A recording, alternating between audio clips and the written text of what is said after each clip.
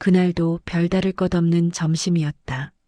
사위가 먼저 전화를 걸어왔을 때만 해도 나는 그저 밥이나 한 끼 하자는 말에 별 생각 없이 집을 나섰다.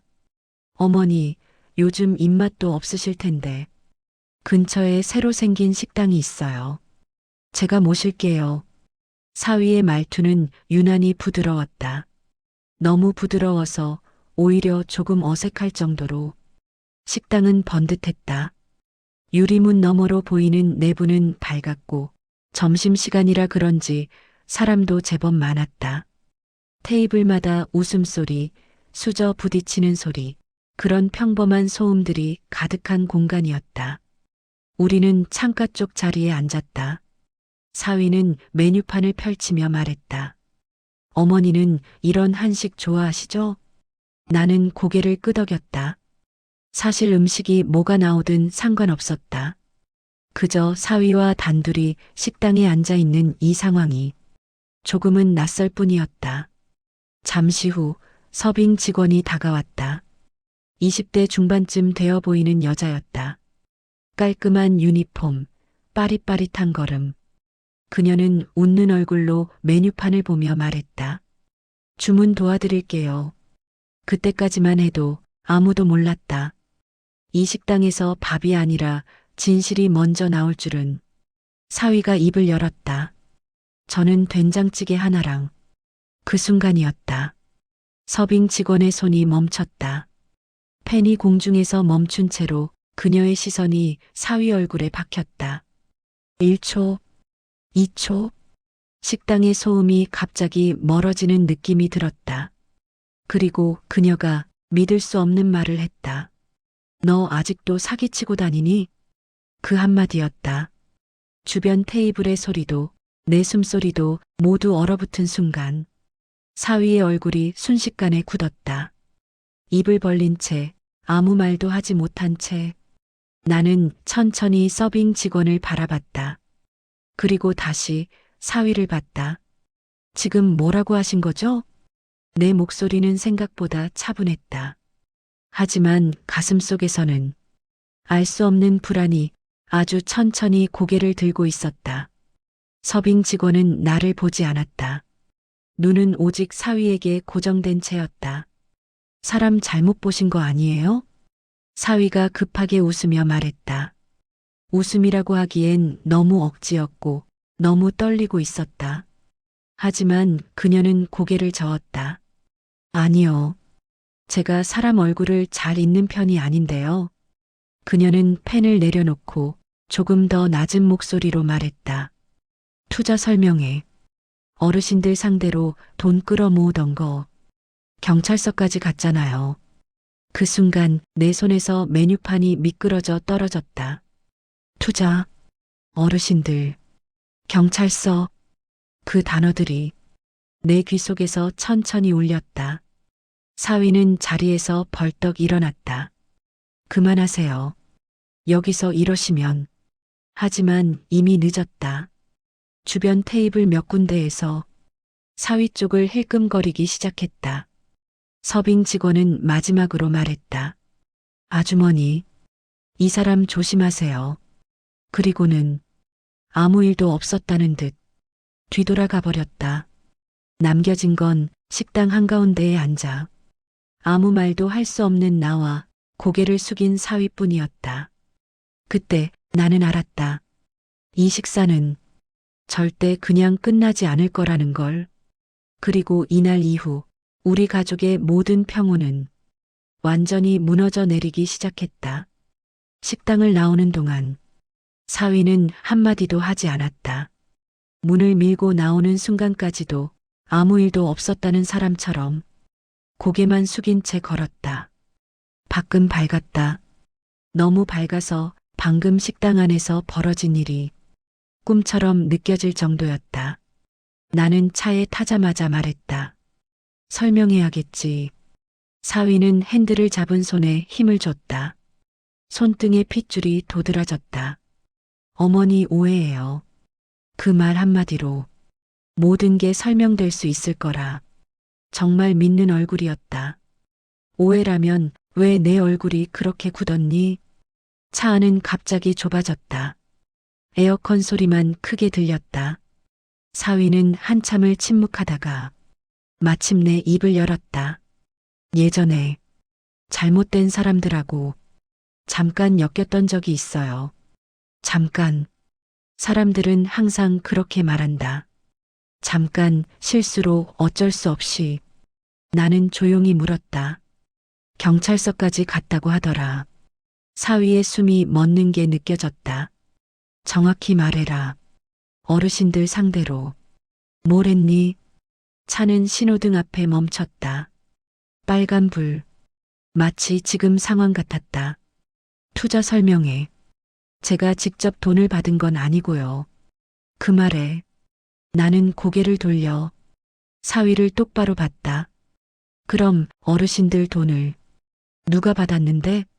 사위는 대답하지 못했다. 그 침묵 하나로 나는 모든 걸 알아버렸다. 그날 저녁 나는 딸에게 전화를 걸었다.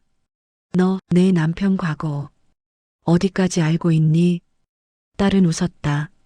엄마 또 무슨 말이야? 사람들 다 과거 하나쯤 있지. 그 웃음이 이상하게도 너무 가벼웠다.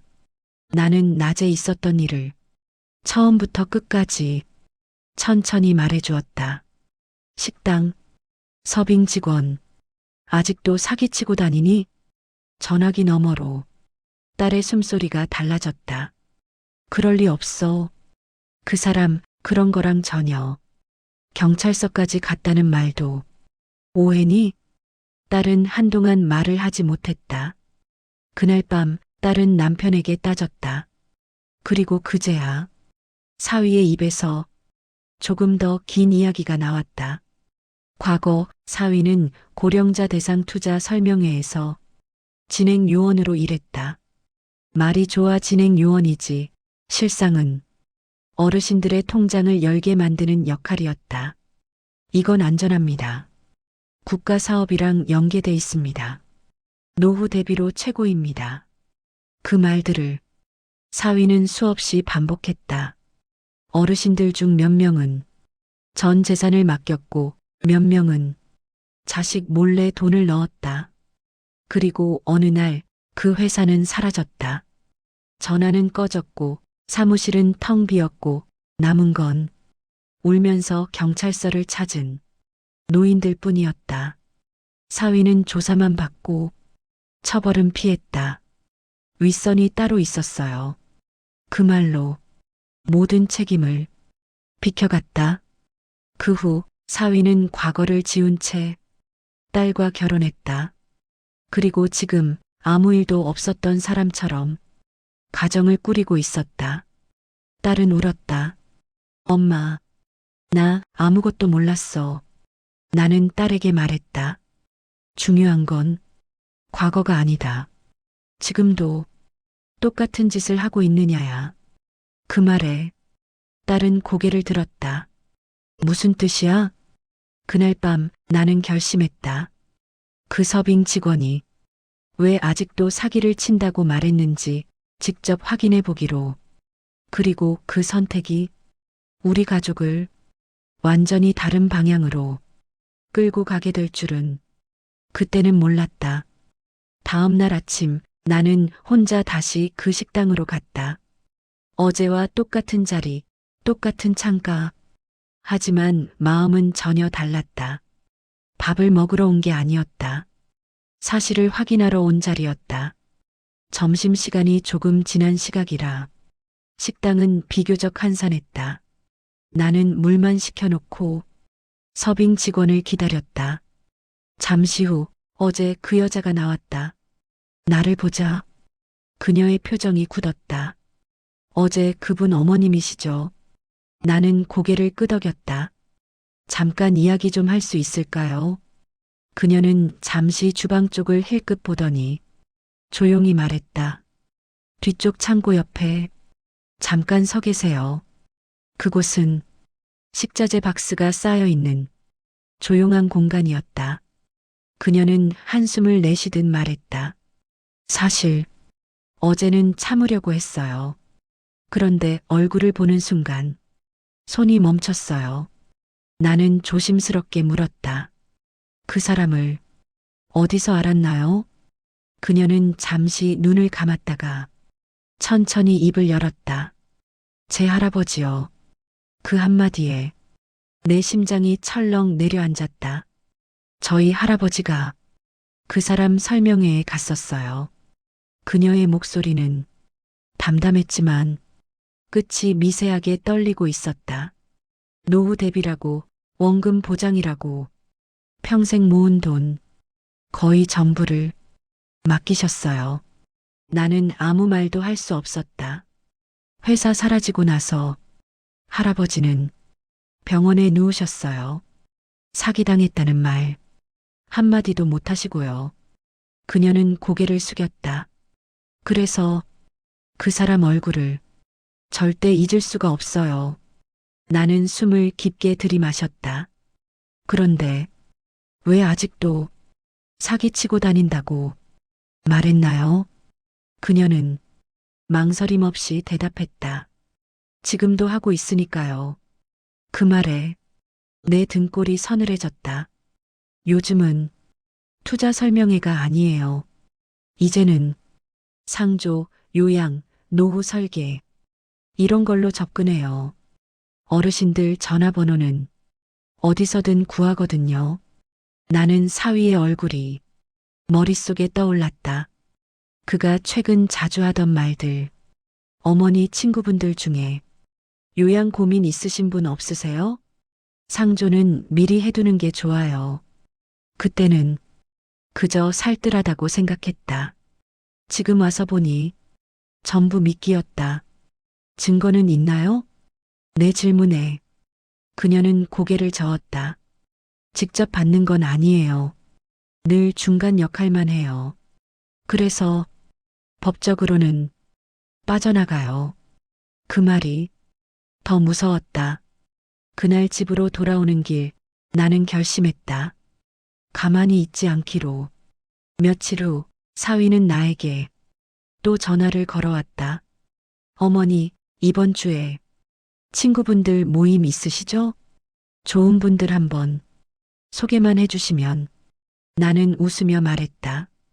그래, 내가 한번 직접 가볼까? 전화기 너머에서 사위의 숨이 잠시 멈췄다. 어머니가요? 그래, 내 눈으로 직접 보고 싶어서. 그 순간 나는 느꼈다. 이제부터는 사위가 나를 속이는 게 아니라 내가 사위를 지켜보는 차례라는 걸. 그날은 비가 왔다. 가늘지만 끊임없이 내리는 비였다. 마치 누군가 일부러 세상을 눅눅하게 적셔놓은 것처럼. 사위가 알려준 장소는 도심 외곽의 한 상가 건물 3층이었다. 겉으로 보기엔 평범한 사무실 건물, 노후 설계 상담센터, 현관에 붙은 글자는 지나치게 반듯했다. 엘리베이터 문이 열리자 이미 몇 명의 노인들이 의자에 앉아 기다리고 있었다. 지팡이를 짚은 사람, 허리가 굽은 사람, 그리고 나처럼 표정이 굳은 사람. 사위는 정장을 말끔히 차려입고 사람들 사이를 오가며 부드럽게 웃고 있었다. 어르신, 여기 앉으세요. 걱정 마세요. 설명만 듣고 가셔도 됩니다. 그 웃음, 나는 그 웃음을 어제도 그제도 수없이 봐왔었다. 하지만 지금은 그 웃음이 유난히 낯설게 느껴졌다. 설명회가 시작됐다. 무대 앞 스크린에는 큰 글씨가 떴다. 안심 노후 플랜. 사위는 직접 설명하지 않았다. 그는 늘 그랬다. 항상 한 발 뒤. 앞에 나선 사람은 말이 유창한 중년 남자였다. 요즘 세상 자식 믿고 노후 맡기기 어렵죠? 몇몇 노인들이 천천히 고개를 끄덕였다. 그래서 저희는 국가 정책과 연계된 안전한 플랜만 소개합니다. 그 말이 나오는 순간 나는 식당에서 들었던 그 서빙 직원의 목소리가 귀에 겹쳐 들렸다. 원금 보장이라고. 설명은 너무 그럴듯했다. 상조, 요양, 사망 시 혜택, 남은 가족을 위한 배려. 그 어떤 단어도 사기처럼 들리지 않았다. 그래서 더 위험했다. 중간 휴식 시간 사위가 내게 다가왔다. 어머니, 괜찮으세요? 나는 일부러 조금 어눌하게 말했다. 응, 잘 모르겠네. 사위는 그때를 놓치지 않았다. 그래도 미리 준비해두면 자식들 고생 안 시켜요. 그리고 내 어깨를 아주 자연스럽게 토닥였다. 그 손길에 나는 확신했다. 이 사람 여전히 똑같구나. 설명의 막바지 사위는 노인들을 한 명씩 불러냈다. 상담만 받아보세요. 서류 작성은 나중에 하셔도 됩니다. 그때였다. 한 할아버지가 손을 들었다. 이거 혹시 예전에 투자 설명회랑 비슷한 거 아닙니까? 순간 공기가 얼어붙었다. 사위의 눈이 번쩍였다. 하지만 그는 바로 웃으며 말했다. 어르신, 그런 거 아닙니다. 그때 내가 입을 열었다. 그런데 왜 계약서는 지금 쓰게 하죠? 모두의 시선이 내게로 쏠렸다. 사위의 얼굴이 아주 미세하게 일그러졌다. 어머니, 왜 통장은 본사로 보내지 않고 외부 계좌로 넣죠? 설명하던 남자의 말이 끊겼다. 그는 사위를 바라봤다. 사위는 한 발 뒤로 물러섰다. 그 짧은 순간 나는 봤다. 도망칠 사람의 눈을. 그날 설명회는 서둘러 끝났다. 사위는 차 안에서 아무 말도 하지 않았다. 집 앞에 도착했을 때 나는 조용히 말했다. 이제 선택해야겠다. 가족으로 남을지 아니면 진실을 택할지. 사위는 대답하지 않았다. 그 침묵이 이미 모든 대답이었다. 설명회가 끝난 뒤 나는 며칠 동안 아무 말도 하지 않았다. 사위도 딸도 내가 무엇을 보고 무엇을 느꼈는지 묻지 않았다. 아마 모두가 알고 있었을 것이다. 말을 꺼내는 순간 모든 게 무너진다는 걸. 하지만 나는 가만히 있을 수 없었다. 그날 이후 나는 일부러 사위에게 전화를 자주 걸었다. 요즘은 무슨 일 하니? 어르신들 상담이 그렇게 많다며? 사위는 늘 같은 말로 답했다. 어머니 걱정 마세요. 다 합법이에요. 합법. 그 단어는 언제나 가장 위험한 사람들 입에서 나왔다. 나는 동네 경로당을 찾았다. 차 한잔하며 사람들 이야기를 들었다. 요즘 상조 상담 전화 많이 오지 않으세요? 그러자 몇몇 어르신들이 고개를 끄덕였다. 젊은 사람이 와서 설명 잘해주더라. 사위처럼 생긴 사람. 그 말에 내 손이 굳었다. 한 어르신이 서류 봉투를 꺼냈다. 이거 말이야. 나 잘 모르겠어서 아직 도장 안 찍었어. 봉투 안에는 내가 설명회에서 봤던 그 로고가 똑같이 찍혀 있었다. 계좌번호는 여전히 외부명의. 나는 그날 휴대폰으로 모든 걸 찍어두었다. 서류, 명함, 상담 기록, 그리고 결정적인 것 하나. 녹음. 사위의 목소리였다. 어르신들께는 너무 복잡한 얘기 하지 말라고요. 중간에서 제가 정리하면 됩니다. 그 말이 분명하게 들어 있었다. 그날 밤 나는 딸을 불렀다. 딸은 내 얼굴을 보자마자 알아챘다. 엄마, 무슨 일이야? 나는 말없이 휴대폰을 건넸다. 녹음이 흘러나왔다. 사위의 목소리, 익숙한 말투, 차분한 설명, 딸의 얼굴이 서서히 하얗게 질려갔다. 아니야. 이건 뭔가 오해야. 하지만 녹음은 멈추지 않았다. 서류 사진이 하나씩 넘어갔다. 딸은 끝내 고개를 떨궜다. 나, 애 아빠가 이런 줄 몰랐어. 그때 나는 처음으로 딸에게 단호하게 말했다. 딸의 눈에서 눈물이 떨어졌다. 그날 새벽 사위는 집을 나갔다. 아무 말도 없이, 아무 짐도 없이 남겨진 건 침묵과 서류 봉투 몇 개, 그리고 선택의 시간. 경찰서 문 앞에 섰을 때 나는 한참을 서 있었다. 유리문 너머로 보이는 사람들, 업무적인 표정, 차가운 형광등 불빛. 여기 한번 들어가면 우리 가족은 다시는 예전으로 돌아갈 수 없다는 걸 나는 알고 있었다.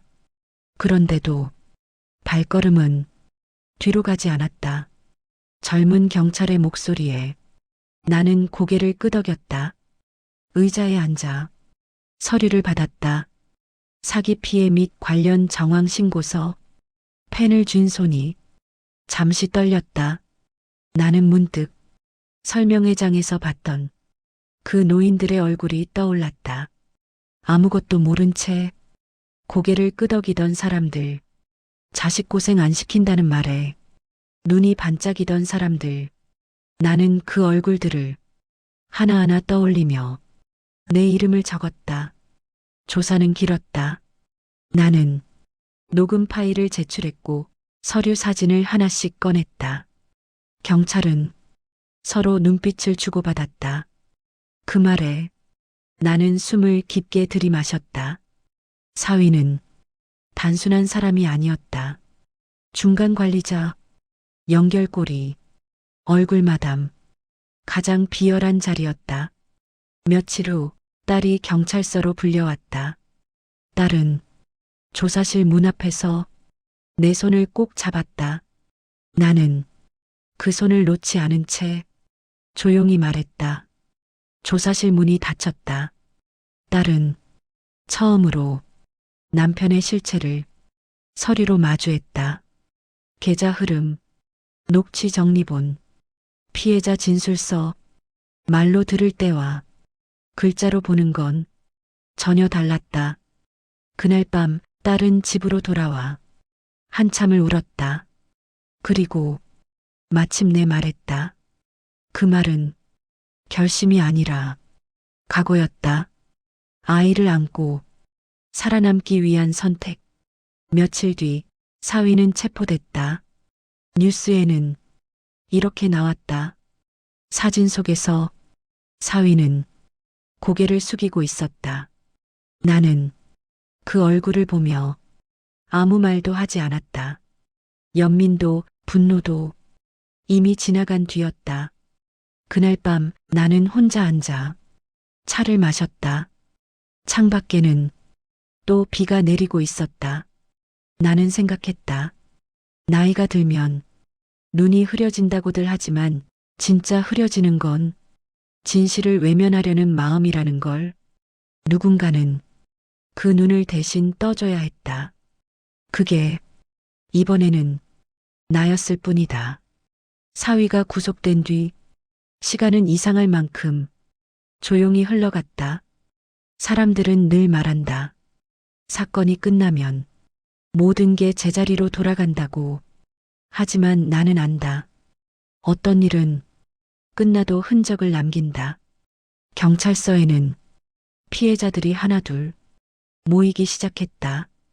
설명회장에서 봤던 얼굴들, 경로당에서 만났던 사람들, 그리고 이름도 몰랐던 노인들까지. 그들은 서로를 보며 고개를 끄덕였다.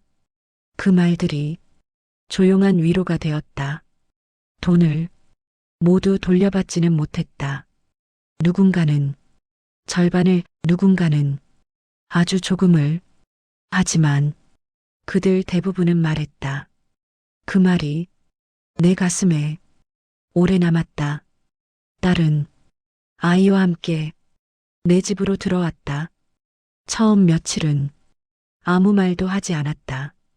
아이를 재우고 설거지를 하고 조용히 밥을 먹었다. 그러다 어느 날 딸이 말했다. 나는 그 말에 아무 대답도 하지 않았다. 그저 딸의 등을 천천히 쓸어내렸다. 위로는 말보다 손이 먼저일 때가 있다. 시간이 지나 딸은 다시 일하기 시작했다. 작은 일이었지만 아이를 키우며 살아갈 수 있는 단단한 일. 아이는 점점 웃음을 되찾았다. 그 웃음을 볼 때마다 나는 생각했다. 이 선택은 옳았다고. 어느 날 그 식당 앞을 다시 지나갔다. 문득 그 서빙 직원이 떠올랐다. 용기를 냈던 그 한마디, 그 말이 없었다면 아마 나는 아직도 아무것도 모른 채 식당에서 밥을 먹고 있었을 것이다. 진실은 늘 큰 소리로 오지 않는다. 대부분은 주문받다 말고 툭 던지는 한마디로 시작된다. 지금도 나는 종종 생각한다. 그날 눈을 감았더라면 가족은 잠시 편했을지 모른다. 하지만 눈을 떴기에 누군가는 더 이상 속지 않게 되었다. 노년의 지혜란 대단한 게 아니다.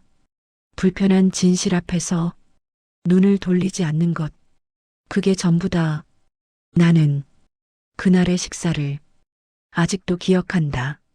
음식은 끝내 나오지 않았지만 진실은 차갑게 그러나 분명하게 식탁 위에 놓였다. 그리고 나는 그 진실을 치우지 않았다. 사건이 마무리되고 몇 달이 지났을 무렵이었다. 뉴스에서는 이미 다른 이야기들이 사람들의 관심을 끌고 있었고 사위의 이름은 더 이상 나오지 않았다. 세상은 언제나 그렇게 빠르게 잊는다. 하지만 노인들의 하루는 느리게 남는다. 경로당에 나가면 어르신들 사이에서 가끔 이런 말이 오갔다. 목소리는 낮았고 눈은 바닥을 향했다. 사기를 당했다는 말은 돈보다 자존심을 먼저 다치게 한다. 그래서 그들은 웃으며 말하다가도 갑자기 조용해졌다. 나는 그럴 때 괜히 말을 꺼내지 않았다. 대신 차를 한 잔 더 따라주었다. 위로는 대답이 아니라 같이 앉아주는 것일 때가 많다. 어느 날 한 할머니가 내 손을 붙잡았다. 그 손은 생각보다 차가웠다. 나는 말했다. 그 말에 할머니의 눈가가 젖어들었다. 그날 나는 확실히 알았다. 이 사건은 끝난 게 아니라 천천히 정리되고 있다는 걸. 딸은 가끔 밤에 깼다. 아이를 재워두고 부엌에 앉아 한참을 멍하니 있곤 했다. 나는 딸에게 말했다. 딸은 그제야 조용히 고개를 끄덕였다. 아이의 웃음소리는 집안을 다시 채웠다. 장난감을 끌고 다니며 깔깔 웃는 소리. 그 소리를 들을 때마다 나는 생각했다. 이 아이는 사기의 말투보다 정직한 침묵을 먼저 배우게 되겠구나. 그것이면 됐다. 가끔 식당 앞을 지나가면 나는 발걸음을 늦춘다. 주문받다 말고 멈췄던 그 순간. 인생에는 그런 장면이 있다. 아무 일도 아닌 것처럼 보이지만 그 한마디로 삶의 방향이 완전히 바뀌는 순간. 그 말은 비난이 아니었다. 기억이었다. 증언이었다. 그리고 용기였다. 노년에 들어서면 사람들은 조용히 살고 싶어진다. 하지만 조용히 산다는 건 침묵하라는 뜻이 아니다. 할 말은 하고 볼 건 보고 눈을 감지 않는 것. 그게 내가 이번 일을 통해 배운 전부였다. 오늘도 나는 밥을 먹는다. 아무 일 없는 날처럼 평범하게.